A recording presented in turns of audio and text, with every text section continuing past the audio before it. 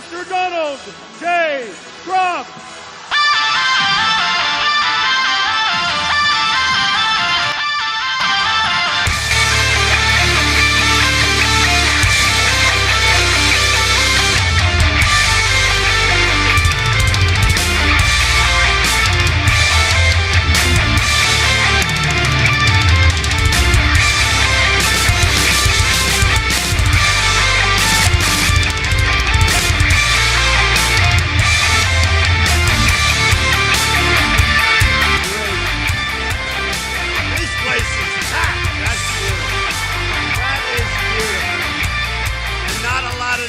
Either. We just wanted to be here. You know, we won North Carolina. That put us right over the top. Thank you, everybody. Thank you. And we're going to put our country over the top. We're going to make America great again, believe me. So I walked in, and there's this great man, a great guy that I've been... Happy birthday. Oh, don't tell me about it. Thank you. Thank you, everybody. Thank you. Thank you. This is a nice crowd, I'll tell you what. I love you, folks. Thank you, folks. I love you. I have a lot of property in North Carolina, and I like that. I have a lot of employees. We pay them money, big league. We have health care. We have education. We take good care of our people, I want to tell you that. They're great people. Great people. But, you know, I walk in, and I've been a fan of this man for a long time. And he wanted to come over and endorse not only me, but you, because this is a movement that we have going, folks. We have a movement going. And you people may have heard of him. He's got a lot more courage than all of us. He won 200 races. King Richard Petty.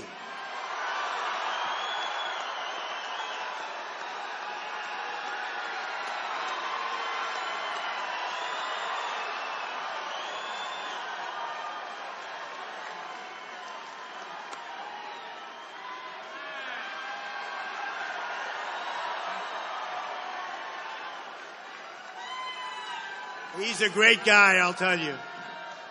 So I said, Richard, you want to speak? He said, no, I want to drive. He's not. You know, now with the politicians, they're all talk, no action, right? Richard Petty is the exact opposite of that.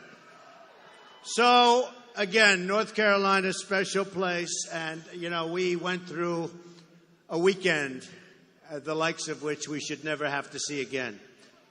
And I wrote a few things down that I want to read.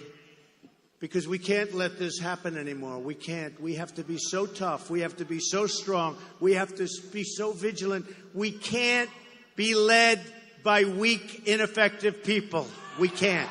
They're weak and they're ineffective. And believe me, Hillary Clinton, weak, ineffective. You listen to her. I don't know if you know. She has 550% more people she wants to come in than Obama from a certain area where we just don't know what's going on. We don't know who they are, where they're coming from. There's no documentation. And the governors, I just left some great governor, including, by the way, Pat, your governor, he's doing a fantastic job. But I just left a whole group of governors, and they say, these people are being put in their communities. They don't even know who they are. They don't know where they're being put. They're like being snuck into certain communities, and government and governors don't even know who's coming into their community. What a mess we have. What a mess we have.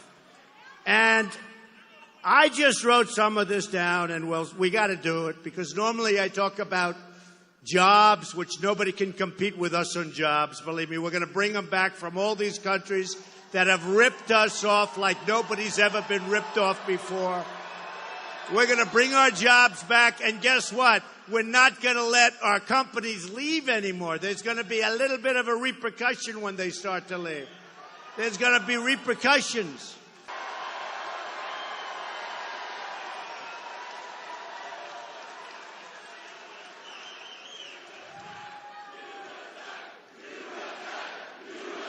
Right.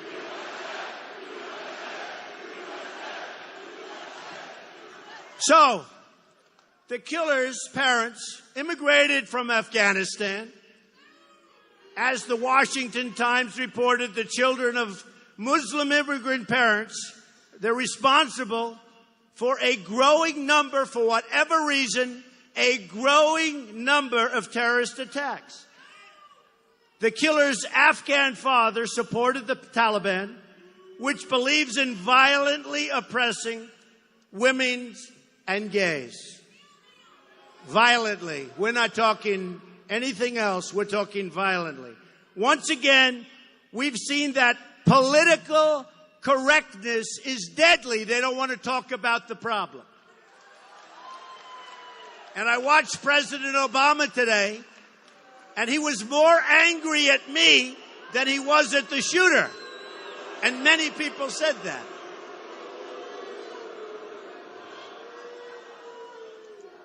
One of the folks on television said, boy, has Trump gotten under his skin. But he was more angry, and a lot of people have said this, the level of anger, that's the kind of anger he should have for the shooter and these killers that shouldn't be here.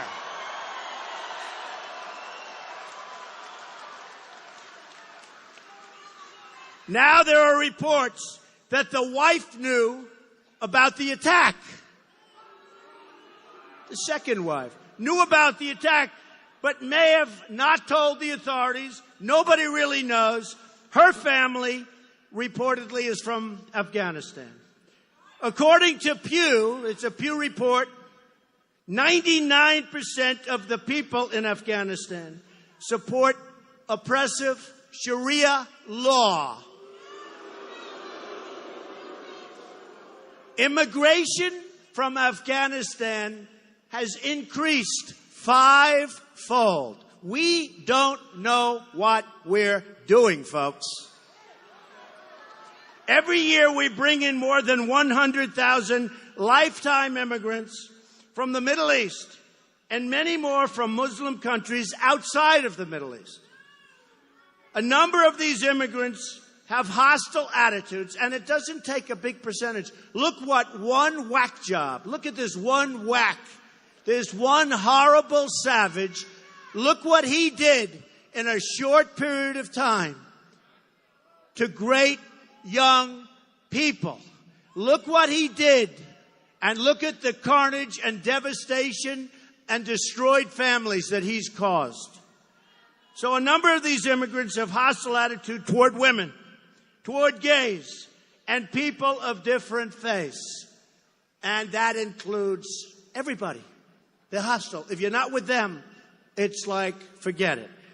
Hillary Clinton's immigration plan would bring in millions of unvetted immigrants or very poorly vetted. And how can you vet somebody when you have no idea where they come from? You have no idea about the paperwork.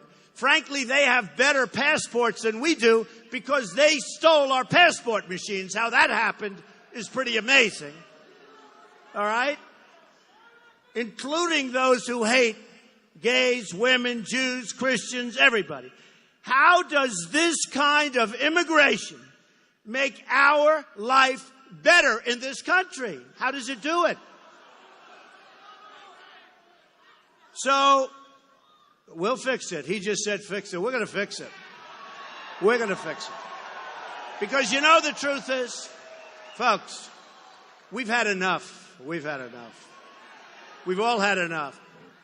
And you know what? With our weak leadership, it's going to get much worse before it gets better. You watch. Sadly, you watch. Since 9/11, the United States has admitted more than 500,000 immigrants from countries where being gay is punishable by death. Hillary Clinton, Crooked Hillary, as we all know her by, Crooked Hillary, which is what she is, wants to increase these immigration numbers very, very substantially.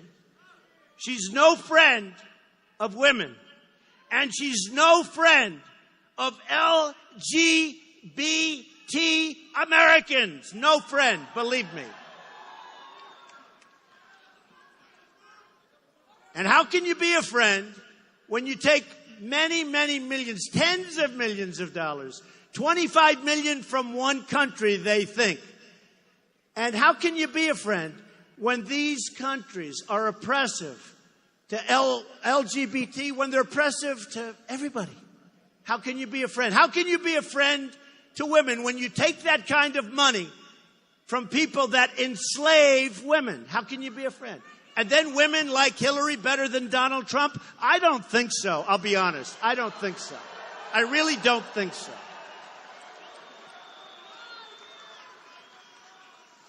So, whoever really runs your country, whoever your leadership is, says so much about the character of your country. Now, Hillary Clinton also wants, and this is amazing, she wants, and everybody knows it, in fact, they fact-check it. I thought it was 500%, and this morning on television they said Donald Trump is wrong. I said, oh, really? They said it's actually 550%. She wants a 550% increase in Syrian refugees coming into our country. Again, we don't know who they are. Where do they come from? This could be the all-time great version, modern day, of the Trojan horse, folks. Remember that. The Trojan horse. Hillary's plan for resettling hundreds of thousands of refugees will cost the United States hundreds of billions of dollars, which we don't have. We owe $19 trillion. We're going to $21 trillion. Now we're going to spend billions and billions of dollars in bringing in people that we don't know enough about. And what I want to do, let's get the Gulf states. We don't want to put up the money because we don't have any money. Our infrastructure's going to hell. Our country's going to hell. Our military is in such trouble. It's so unbelievably depleted. Our jet fighters are old. They need parts. They take them from plane graveyards and museums for our jet fighters. Terrible. So here's what we do. We've admitted 4 times more immigrants, remember this, than any other country in the world. We can't do this. We can't do this. Not surprisingly, wages for people working in our country, real wages, real numbers, haven't increased for 18 years. And then they wonder why I have packed houses all over the place.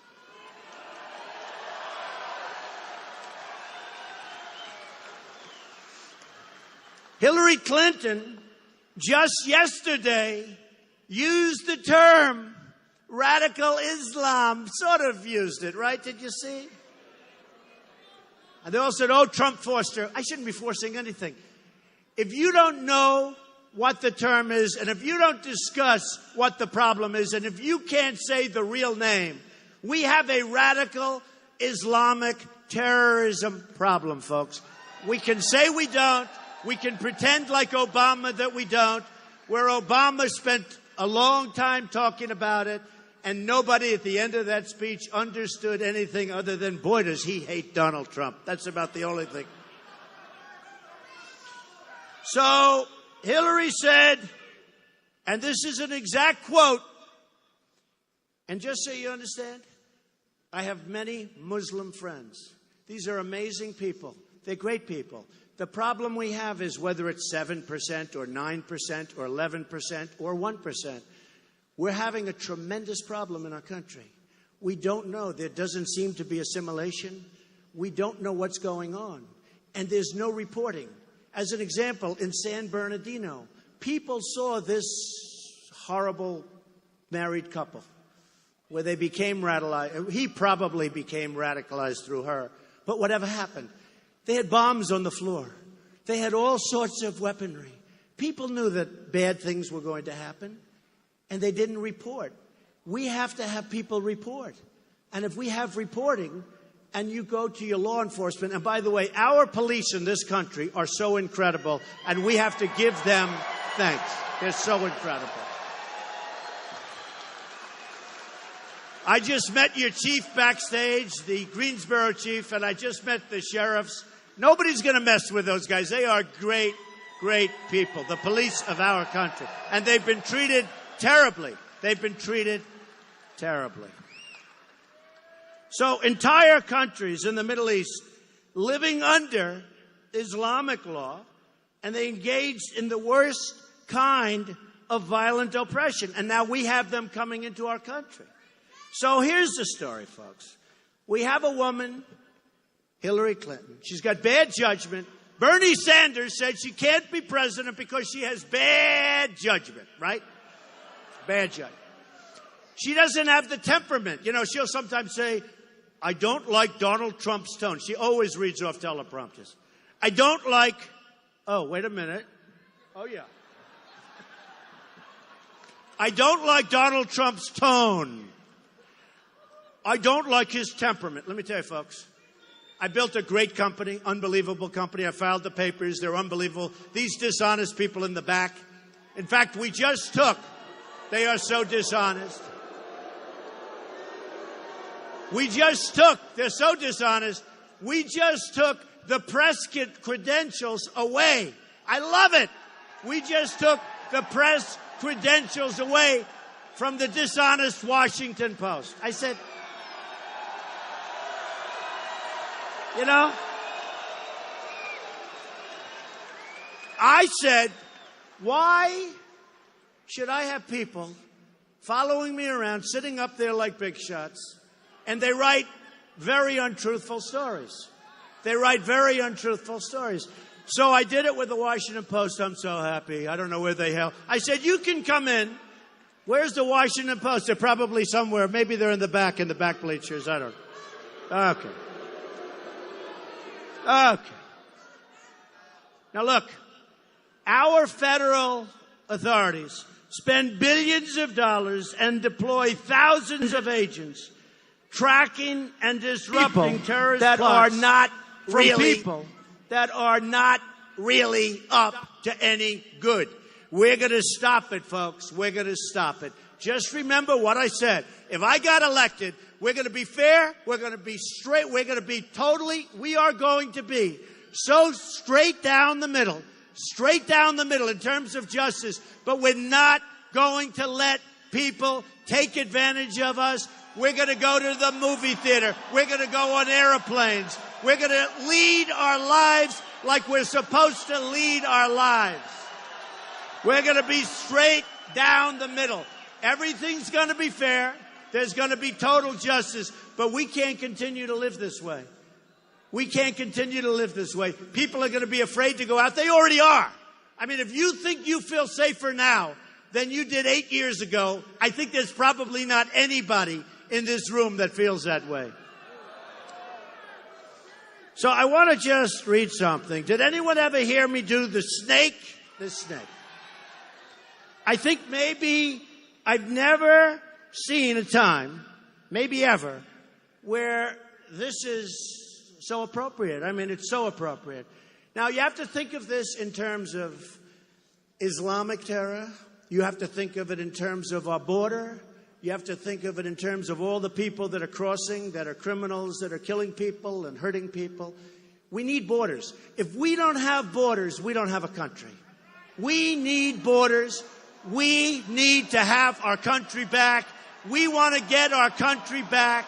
And we want people coming into our country, but they have to come in legally. They have to come in legally.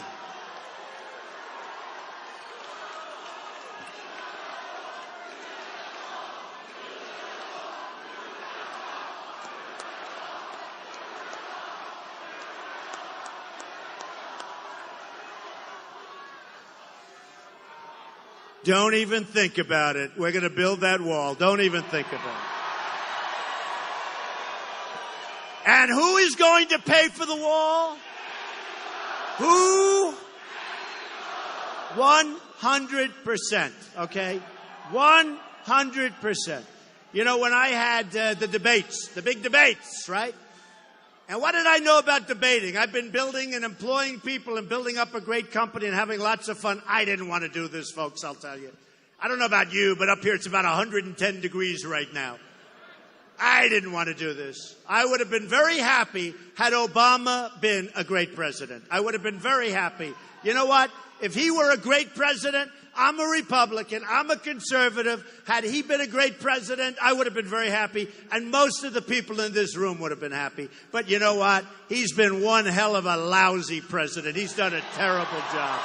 Terrible job.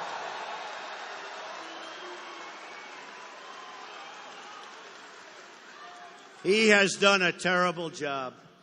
And we're running through weakness, and people are laughing at us. All over the world, they're laughing at us. And when China has a trade deficit we have with China, think of it, we have a trade deficit, $505 billion a year. Mexico, $58 billion a year. Japan, so much we don't even know what the hell the number is. Everybody. Vietnam is hot. They're all hot. Every country does great. When you negotiate against the United States, if you can't win, you don't have much going. You don't have much going. And we have to turn it around. We're going to get the greatest negotiators. We have in our country the greatest negotiators in the world. We're not going to make an Iran deal where we give $150 billion. We should have never given that money back. We should have never, ever given that money back. And those prisoners should have been released years ago before we ever started the negotiation, folks. Years ago. We should have gone in. Do you ever see a negotiation, by the way, take so long? Especially since we lost every single point. We never once walked. Every time I'd hear, I'd say, oh, great, Secretary Kerry's going to finally walk. He didn't walk. The only thing he did is go into a bicycle race at 73 years old and fall and break his leg, then walk around. Never walked. But, you know, had he walked, we would have made a much better deal. Had he walked, had he known what he was doing. The Persians are great negotiators. The Iranians are great negotiators. Not only, by the way, did they make a great deal there, but as sure as you... And I was against the Iraq war from the beginning. You know, Hillary said, oh, can you trust him with the button? She's the one that wanted to go into Iraq. I've been against it. I said, Iraq, if you obliterate their military, you are going to totally destabilize the Middle East, and that's exactly what happened. The Middle East became totally destabilized, and what happened? We got ISIS out of the whole deal. I mean, the thinking that we've had for a long time. And then Obama, the way he got us out. Think of it. He gives a date. We're going to be out by X date. Who the hell would ever say the date? In fact, the other side didn't believe him because they said nobody could be so stupid as to give a date. And then it turned out to be true. So he got out the wrong way, came out the wrong way. If you remember, for years I've been saying, keep the oil. Shouldn't have been there, but keep the oil. Well, now ISIS has the oil. Iran is going to have the oil. They're all going to have the oil. And then instead of just a surgical strike in Syria and Libya and all these different places. I mean, look at Libya. A surgical strike, maybe. But the finest oil among the highest grades of oil in the world. Who has the oil, folks? ISIS has the oil. We don't even do anything to blockade them. They're selling the oil. They're making a fortune. They cannot believe how lucky they got. If I get elected, they're not going to be so lucky anymore, folks. They're not going to be so lucky. And when we got out, we should have taken, remember this, when we got out, we should have taken the oil. I'll never forget some of the pundits, most of them, they don't have the brains they were born with. They said, they're talking about a sovereign country, Iraq, crooked as hell. How about bringing baskets of money, millions and millions of dollars, and handing it out? I want to know, who are the soldiers that had that job? Because I think they're living very well right now, whoever they may be. But think of it, the money that went out, the money, we've spent probably $4 trillion over the last 15 years in the Middle East. We build a school, it gets blown up. We build it again and again and again. But if we want a school in Greensboro, if we want a school in Brooklyn, if we want a school in Los Angeles, we have no money. We're flat broke. No longer, folks, no longer. America first. America first. Remember that. It's America first. It's America first.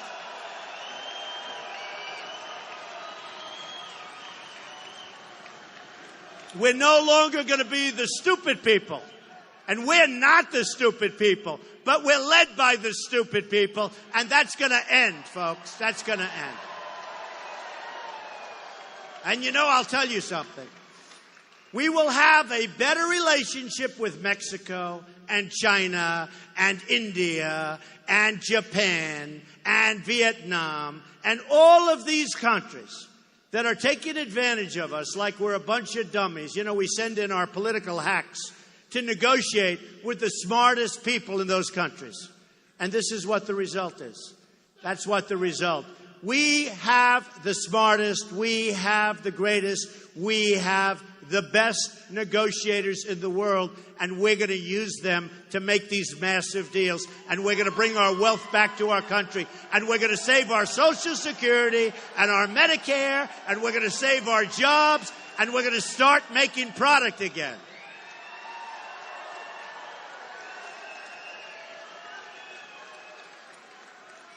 I mean, I know what happened to North Carolina after NAFTA was signed. And by the way, who signed NAFTA, right? Bill Clinton signed NAFTA. So people said, oh, the economy was pretty good then, except the person that happened to follow him, and for many years thereafter, we got killed because he signed NAFTA, and our jobs and our manufacturing left this country like nobody would believe. And all you have to do is take a look at North Carolina and all of these old places where you see the buildings today, and those people have been gone for many years. That was NAFTA that was signed by Bill Clinton. All right. So, are you ready? So this is called the snake, right? Al Wilson, the great Al Wilson.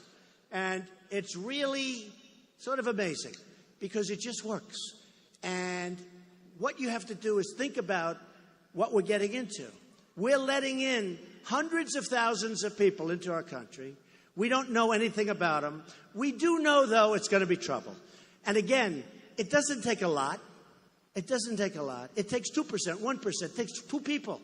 It doesn't take a lot. But it's going to be much more than that. And we are going to see things over the next number of years like you've never seen. I really believe, unless I'm elected president, I really believe that. Because we're going to be very, very smart, and we're going to be very, very strong, and we're not going to be the fools anymore. So, this is called the snake. Who, by the way, I rarely do it, but who has heard it? Who has heard it? Should I do it again? So think of your border. Think of people pouring in.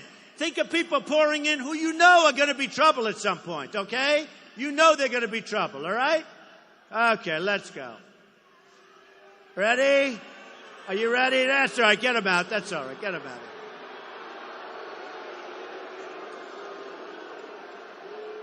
I love our protesters. The only way the cameras show what massive numbers of people we have is if we have our protesters. All right, take care of our protester. Please don't hurt our protester. He's a single protester. That's right. Go home to mommy. Bye. Bye. Okay. This is called... Right. Okay, let's go. Ready? Think about your border, folks. Think about your border. Think about people coming into our country. We're going to protect our country. On her way to work one morning, down the path along the lake, a tender-hearted woman saw a poor, half-frozen snake. His pretty-colored skin had been all frosted with the dew. Oh, well, she said, I'll take you in, and I'll take care of you. Take me in, oh tender woman. Take me in, for heaven's sake. Take me in, oh tender woman, sighed the broken snake. She wrapped him up all cozy in a curvature of silk, then laid him by the fireside with some honey and some milk. Now she hurried home from work. That night she soon arrived. Don't worry about it. Get him out.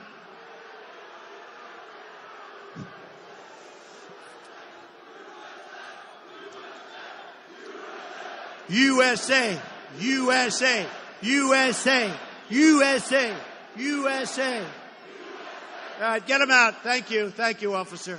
Thank you. Don't hurt him. Don't hurt him. Don't hurt him.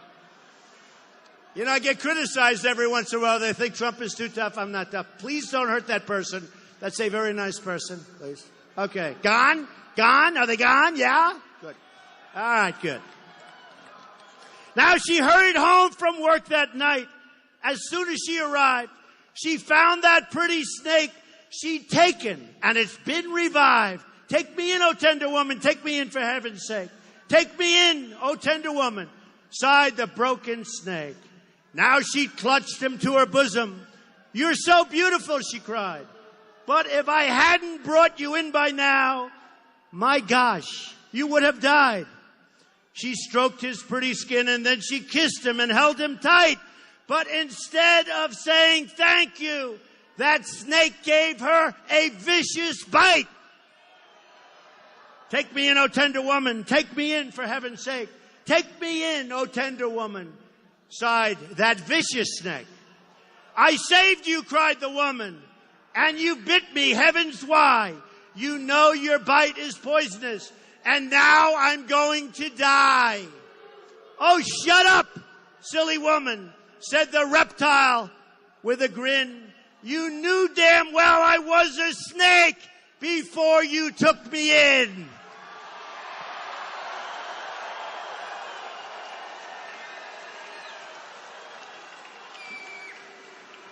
So, folks, I mean, we know what we're getting into, and we keep doing it because we don't learn. But we know what we're getting into, and we can't let it happen. We can't let it happen. So, when I started on this quest, yeah, get them out. They're a little noisy over there. Get them out of here, will you, please? Get them out. So far in a crowd of like 9,000 or 10,000 people, we have 2 people that made a little noise. Front page of every paper, Trump rally. Let me tell you, folks, my rallies are the safest place on earth. The safest. The safest.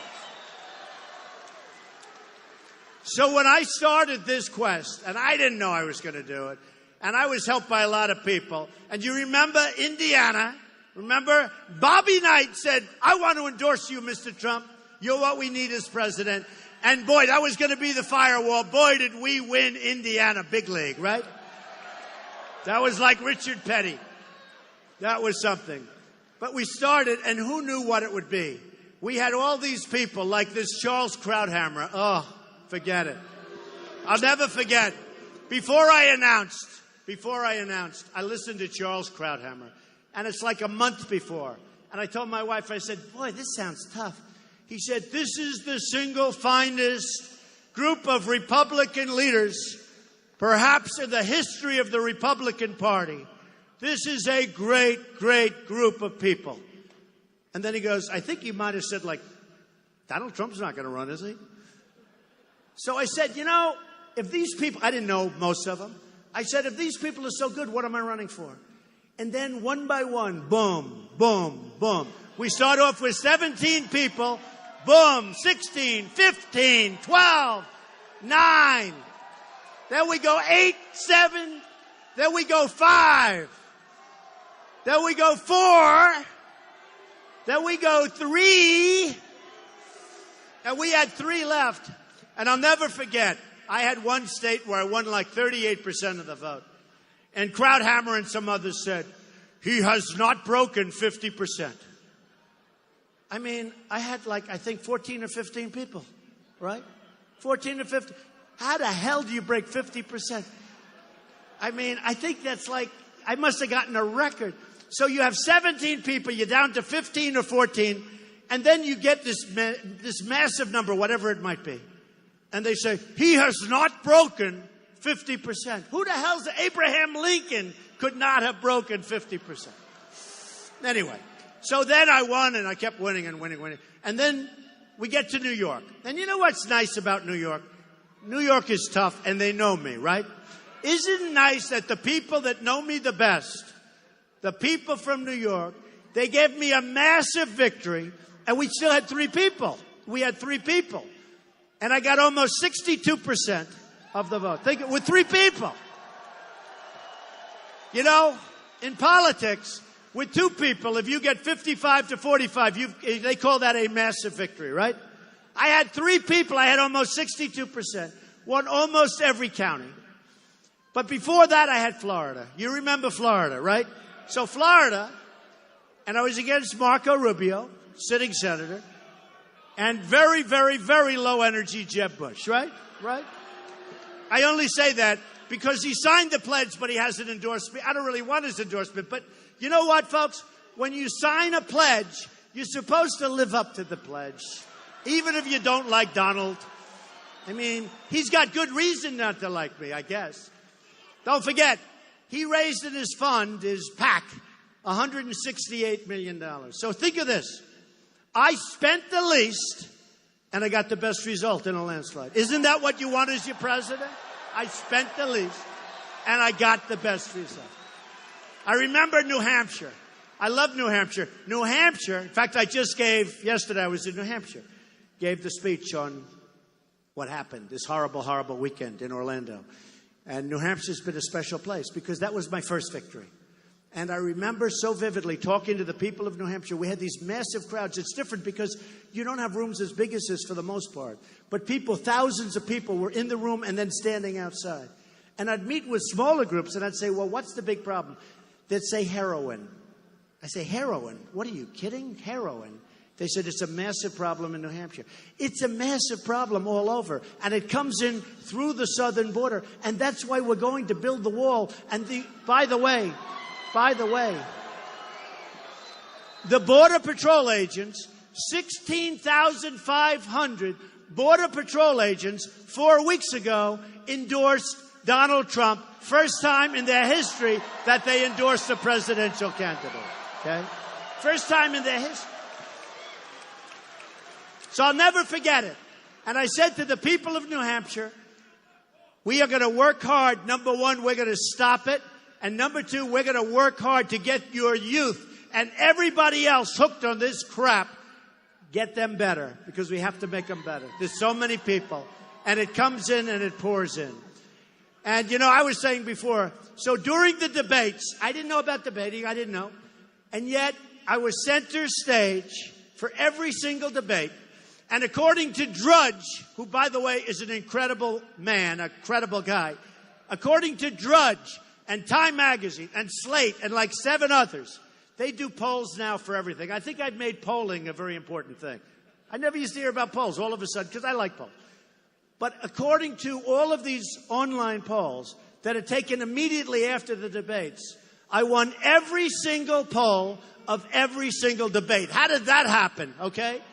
And again, I was center stage. And it used to make me very angry when Fox and CNN, get them out. Get them out. Get them out of here, folks. You can get them out. Thank you. Don't hurt them. Be very, very kind. Be very, very gentle. We get criticized. We want to be very gentle. Unlike the people that we see outside where they're burning the American flags, folks, where they're burning the American flag. You can get him out. Thank you very much. Unless he wants to stay. He's got a very weak voice. If you want, you could stay.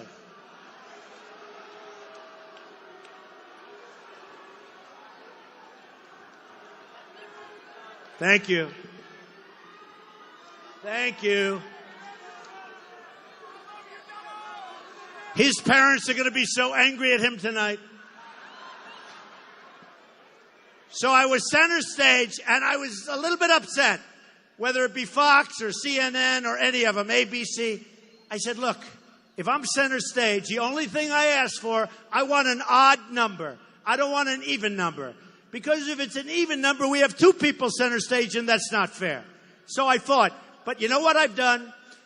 I've done something because I am the messenger. I don't even want to say the leader of this group.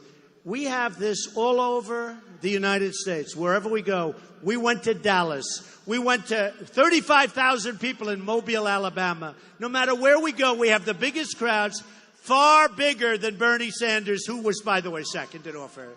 but we have the biggest crowds, and what I am is the messenger. We have got a movement going, and it's a movement based on taking our country back and running our country intelligently, smartly, and being respected all over the world again. Because we're not respected right now by anybody. We're not respected by anybody. So I'm running against a person that I think is totally unfit and totally unqualified. And Bernie Sanders said this, totally unqualified to be president. Now, a new book just came out by the Secret Service, the person that was with her. You have to hear what he said. I mean, I hope the book sells. I'm sure the mainstream media won't be writing much about the book. But it's a new book, and it says she doesn't have the judgment, she doesn't have the character, she was like a screaming maniac. Folks, we would be making one hell of a mistake. I'll tell you what, if Hillary Clinton becomes president, I don't know that our country will ever, ever come back. I mean it. Now, remember one thing, so important. Justice Scalia, who is a great guy, he died unexpectedly. So we have one slot already. And if liberal Democrats get in and put the people that they want in there, it's a whole different world, including guns, by the way. You can forget about your guns. You can forget about your guns. The NRA endorsed me. The NRA a few weeks ago endorsed me. I believe it's the earliest endorsement in the history of these races. And we are going to protect our Second Amendment. We're going to protect our Second Amendment.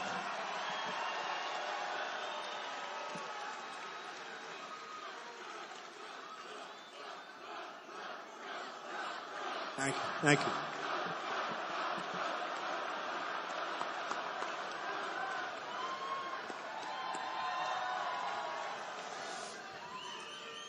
Hillary Clinton effectively wants to abolish the Second Amendment. She wants to take your guns away. And believe me, she's trying to get out of that position. Take a look at what she said. Just like what she said before I went to West Virginia. A few weeks before, she said, we're going to take away the mines and we're going to take away the jobs from the miners. How about that for brains? And then 4 weeks later, she's in West Virginia and she didn't register too well there, folks. We're going to bring back our miners. We're going to bring back our jobs into this country. We're going to bring back our jobs into this country. Big league. So, here's the story. We have a country that we love, but we have a country that's gone astray. We don't win anymore. We don't win with Sergeant Bergdahl. Remember Sergeant Bergdahl? Remember? We get Bergdahl. This is a typical Obama trade. I call him the 5-for-1 president. We get Bergdahl, and they get 5 of the worst killers that they've wanted for 9 years, who are now back on the battlefield trying to kill everybody, including this group right here. We're not going to let it happen, folks. We're not going to let it. This is the deal we make. And by the way, probably 5 and maybe 6 people, wonderful young military people, were killed looking for Bergdahl after he deserted, okay? Think of it. Now, in the old days, you know what would have happened to him, right? Quickly. In the old days. 10 years ago, it wouldn't have been pretty, but he would have lived. And today, they're talking about maybe nothing's going to happen to him. Because this is where we've come. This is where we've come to. We cannot continue to be politically correct. We cannot continue with this. What's happening to our country is devastating, folks. It's devastating, and it's embarrassing, and our lives will never be the same. That's why what we have to do is in November, we have to get out and vote. And this state's looking very good. I have to tell you, North Carolina, we're looking very good. Just like we did in the primary. I remember in the primary, I wasn't really favored to win, But I remember I went to make a speech in North Carolina, in the Charlotte area, and the crowd was like unbelievable. And I came back to my people. I said, you know, I think we're going to win. That's not like the second place finisher crowd. And we won easily, as we did in many, many other states. And by the way, speaking of that, we have received more votes in the primaries than any other person in the history of the Republican Party. Think of that. Pretty amazing. Pretty amazing. Almost 14 million votes. We've received almost 14 million votes. Think of it. I mean, that's pretty good. I'm very proud of that. Ronald Reagan, who we love, we received many more than Ronald Reagan. More than Nixon, more than Bush, more than Eisenhower, Dwight D. Eisenhower. I mean, he won the Second World War, folks, you know, I mean. So we're very proud of that. In addition to that, the Republican Party was up almost 70% in terms of voter turnout. And the Democrats, despite all you hear about Bernie, by the way, it looks like Bernie's gone, folks. Looks like he's gone. Looks like he's gone. Crazy Bernie, I guess he's gone. So now we'll only have Pocahontas to think about because I think, you know, I think maybe it could be Pocahontas. I hope so. I hope it's Pocahontas. They said, Mr. Trump, that's a terrible thing. Would you apologize? No, they want me to apologize. They want me to apologize. I have to. No. But I did. I did. Can you believe it? I apologized. I said, I'd like to apologize to Pocahontas. It's true.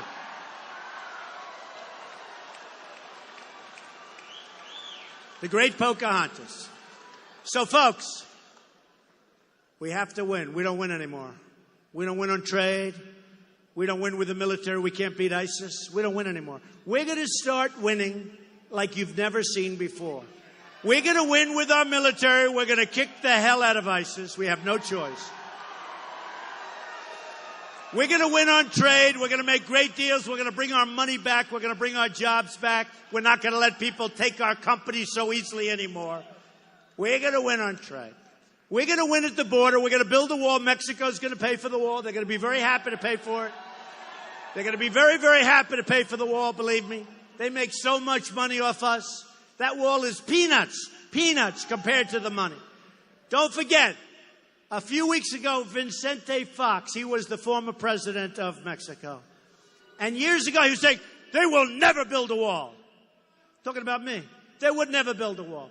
Well, then, a few weeks ago, he said, there is no way that we're going to pay for that. And then he said F-bomb. He used the F-bomb on live television, on CNN. He used the F-bomb.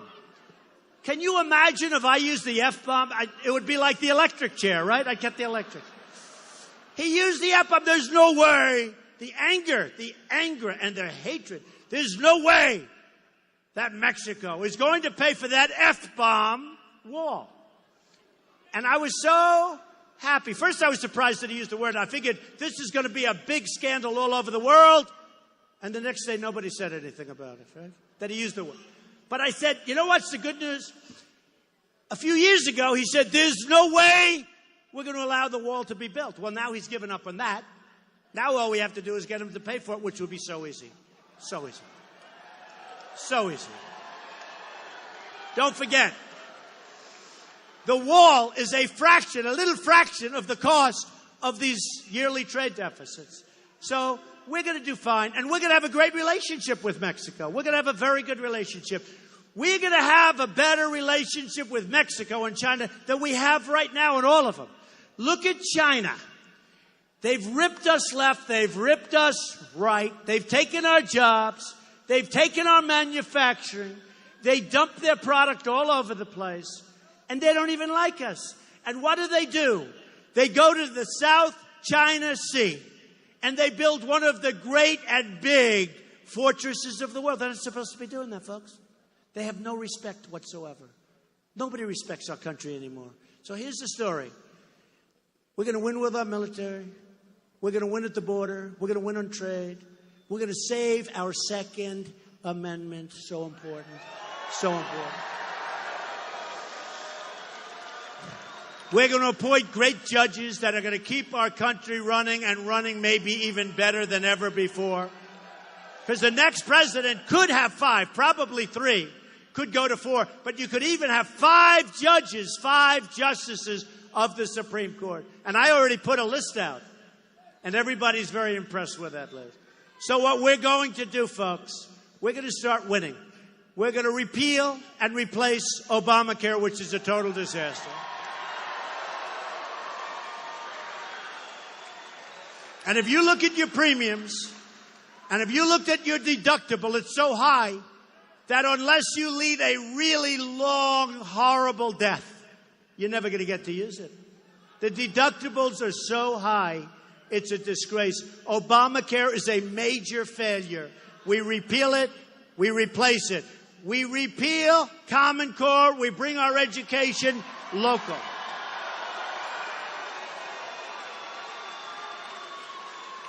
And this is for the people of North Carolina, because you folks were great to me. It was early on, and we won big. We're going to start winning again in this country.